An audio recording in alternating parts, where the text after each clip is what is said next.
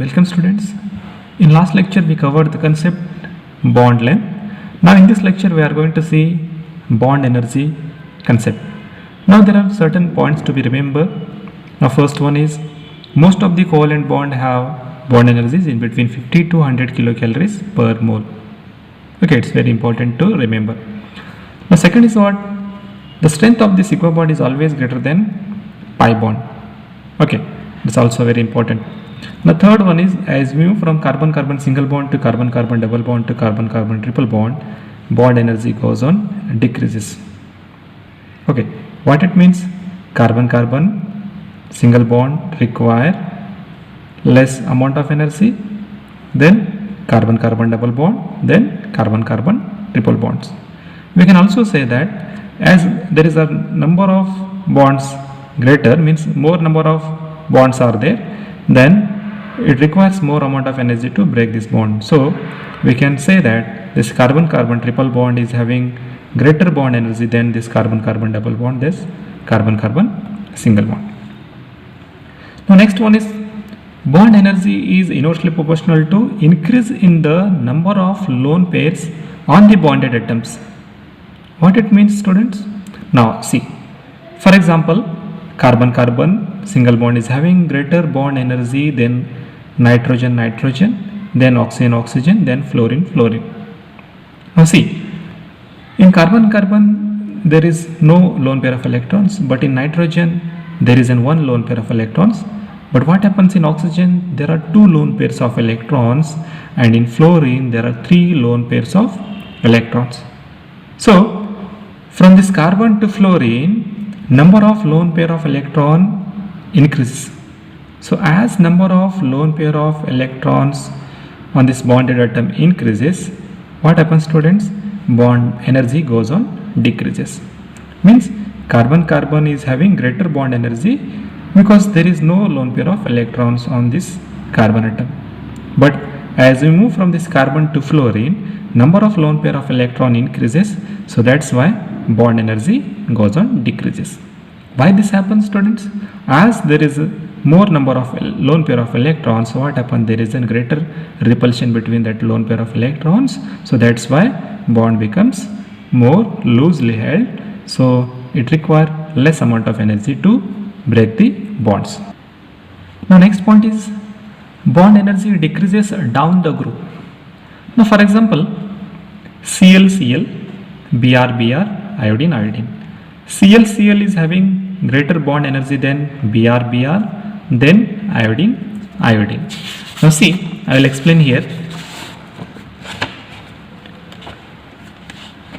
Now this chlorine is having smaller atomic number than this bromine, then iodine.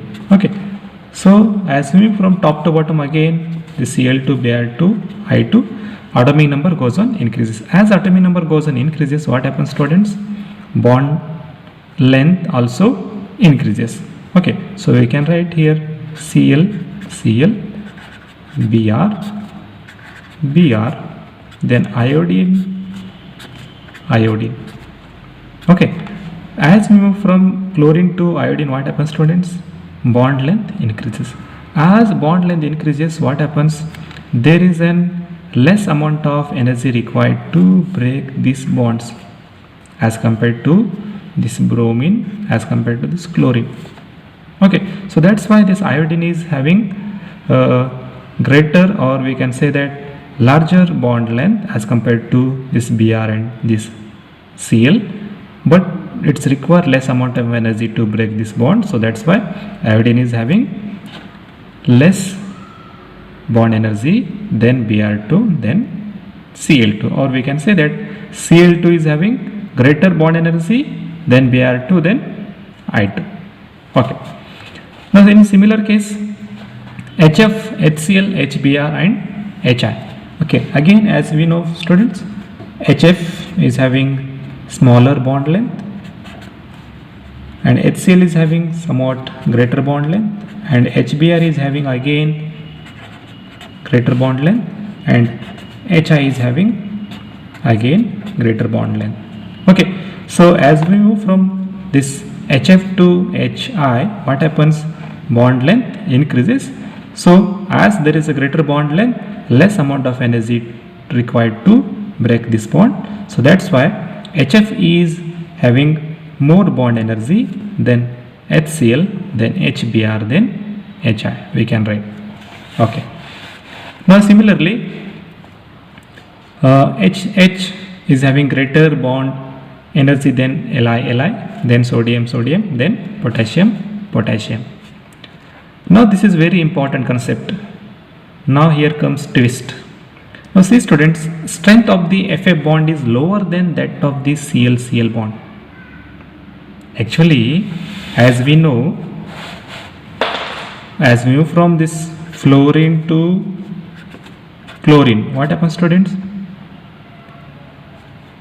Atomic number increases, atomic size increases, so bond length also increases. So we can write here F, and now we can write here Cl.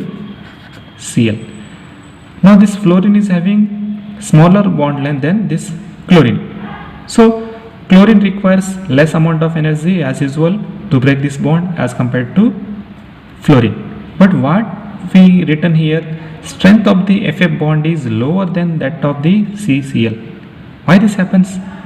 Because presence of lone pair of electrons on these fluorine atoms. Okay, as there are 3 lone pairs of electrons on these fluorine atoms, so what happens students? There is a greater repulsion. So due to this repulsion, this bond becomes somewhat weaker. So that's why it is having lower bond energy than that of this chlorine. Now अभी आप सोच रहे होंगे कि sir fluorine पे lone pair है तो chlorine पे भी 3 लोन पेयर है. Obviously there are presence of 3 lone pairs on this chlorine also, but now the repulsion between these lone pairs in chlorine is somewhat smaller than that of this fluorine. now देखो students यहाँ पे क्या हो रहा है, chlorine के बीच में bond distance ज़्यादा है. सो यहाँ पे बॉन्ड रिपल्शन मतलब लोन पेयर का रिपल्शन तो होगा लेकिन कम होगा as compare to this fluorine. Why this happens? Because fluorine के पास क्या है, डिस्टेंस कम होने की वजह से जो लोन पेयर ऑफ इलेक्ट्रॉन से उनका रिपल्सिव फोर्स ज़्यादा रहेगा as compare to this chlorine. So that's why what happens students, this FF bond is lower than that of CL. Okay, so now this is very important concept to remember. Now next point is what student? Stability is inversely proportional to reactivity. Means more is the stable, less is the reactive, or more is the reactive, less is the stable. Okay, and lastly ICl bond is less stable, that is more reactive. It's very important to remember ICl bond is less stable, so that's why it is more reactive. Okay, so these are the very important concept, these are the very important conditions, these are the very important points to be remembered in bond energy concept. Okay students, so on the basis of this concept we'll solve number of questions asked in JEE and NEET examination. Okay, so in next lecture we will solve the questions which will asked in JEE and NEET examination. Okay, thank you students.